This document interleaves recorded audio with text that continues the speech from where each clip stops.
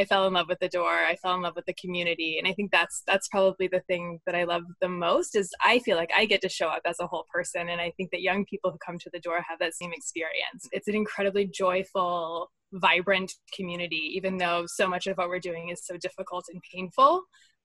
It's a really beautiful space on top of all of that. My name is Bailey Hughley, and I'm the Managing Director of Programming and Partnerships at The Door. And so in the first couple of weeks, I would say within about maybe week 2 or 3, we made a very, very conscious decision to provide our programming within the virtual context. Well, hello, my name is Jadrian Ellison. I am the Assistant Director of Arts Programming at The Door. COVID-19 has ushered in a new era of history that is being written as we speak globally.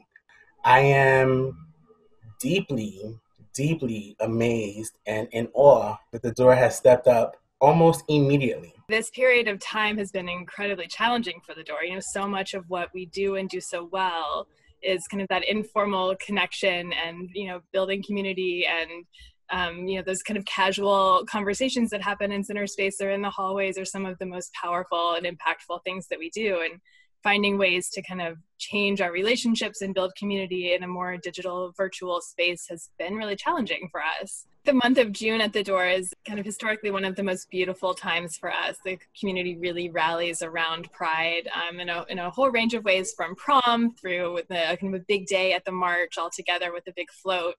I think about those days as some of my favorite experiences of being with The Door and of seeing our young people kind of celebrate themselves and celebrate their community. Not having that this year has been really difficult. And I think young people still feel an incredible amount of pride in themselves and in this community and are finding ways to show that and share that. We've had a lot of really wonderful video footage and pictures, and young people are still kind of connecting with each other and with us around those experiences of being proud of who they are, who they've become, what they've overcome, and how they're feeling connected to us and to each other. We're kind of constantly trying to adapt and find new ways to be with them and to support them and make sure that they're safe, and make sure that our young people have the things that they need to survive and thrive in the world.